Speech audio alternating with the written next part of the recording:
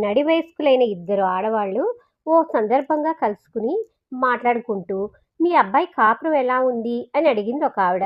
ఏం చెప్పమంటావు, వాడెంత దురదృష్టవంతుడో తలుచుకుంటే నాకు చాలా బాధేస్తుంది. శని నెత్తి మీద ఉన్న ఆడపిల్ల మాకు కోడలుగా ఆకూరిచ్చింది. ఇక్కడున్న పుల్ల అక్కడ పెట్టదు. అన్నీ చేతికి అందించాలి. భర్తని తిట్టడం ఆజ్ఞలు చేయడం తప్ప తినడం తప్ప ఇంకోటి తెలియదు అంది. పాపం ఎంత కష్టం వచ్చింది. పోనీ మీ అమ్మాయికి పెళ్లి చేసావుగా, మీ అమ్మాయి కాపురమైనా బాగుందా అని అడిగింది.